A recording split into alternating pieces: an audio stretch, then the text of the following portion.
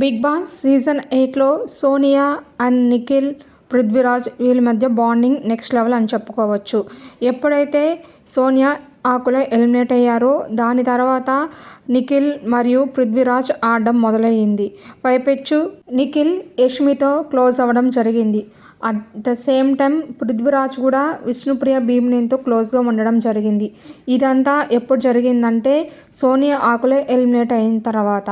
Big Boss season 8 అనేది ట్విస్టుల మీద ట్విస్టులతో జరిగిన విషయం అందరికీ తెలిసిందే.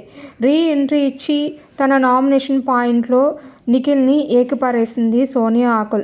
నువ్వు అమ్మాయిల్ని వాడుకుంటున్నావు, అమ్మాయిల్ని యూజ్ చేసుకొని ఇంత దూరం వచ్చావు, ఒకసారి చూసుకో, నువ్వు అంటే నాకు చాలా ఇష్టం అని చెప్పి లాస్ట్ ఒక మాట అన్నా కానీ నిఖిల్కి చాలా నెగిటివిటీ అయితే వచ్చింది.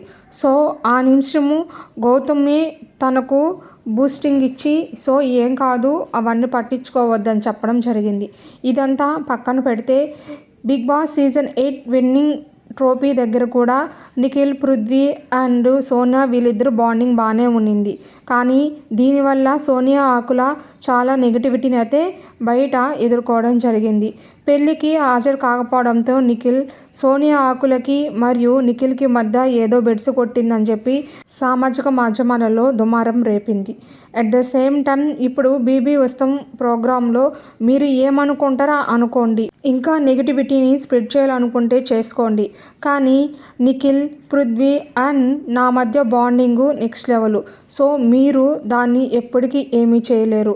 మీ నెగిటివిటీని ఇంకా ఎంత దూరం తీసుకొని వెళ్తారో తీసుకొని వెళ్ళండి అని చెప్పి సోనియా తనదైన శైలిలో ఇన్స్టాగ్రామ్లో పోస్ట్ చేయడం జరిగింది.